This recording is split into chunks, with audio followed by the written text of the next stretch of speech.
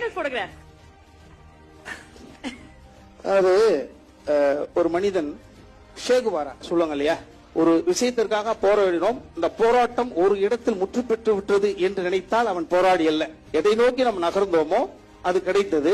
அது கிடைத்தது அதை பெருமையாக நினைத்து அந்த இடத்திலே கிடந்து விடாமல் அடுத்த கட்டத்துக்கு நகர்ந்து சென்றான் ஷேகுவாரா. தெரியலையா?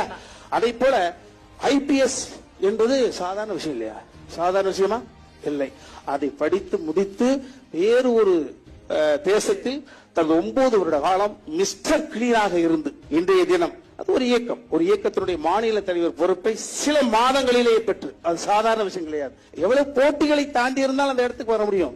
பல போட்டிகள், நிறைய நிறைய நிறைய இளைஞர்களுக்கு இன்றைய ரோல் மாடல், நிறைய ஒரு சிந்தனைகளை பெற்றுக்கொண்டு ஒரு பிரஸை அணுகிற பொழுது, ஒரு பிரஸ் பீப்புள்ஸை அணுகிற பொழுது மெட்டீரியல்களை உள்ளங்கையில் வைத்துக் கொண்டு அப்படியே பதட்டம் இல்லாமல் பதில் சொல்றாரு பாத்தீங்களா? அவருக்கு நானும் ஒரு ரசிகன். Super sir. நீங்க நியாயமான ஜேர்னலிஸ்டா இருக்கீங்க, உண்மையின் பக்கம் நிக்கிறீங்கன்னா நான் உங்களுக்கு எனக்கு எவிடன்ஸ் கொடுத்திருக்கேன்.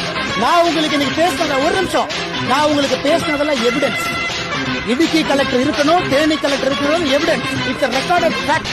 ஏன் இல்ல? அதே போல தேவி அணை பக்கத்துல மரத்தை வெட்ட கேரளம் பர்மிஷன் கொடுக்காதப்ப நன்றி சொல்லி எதற்காக கேரளா கடியது? It's a fact. அதுக்கு முதலமைச்சர் பதில் சொல்லிட்டாங்களா?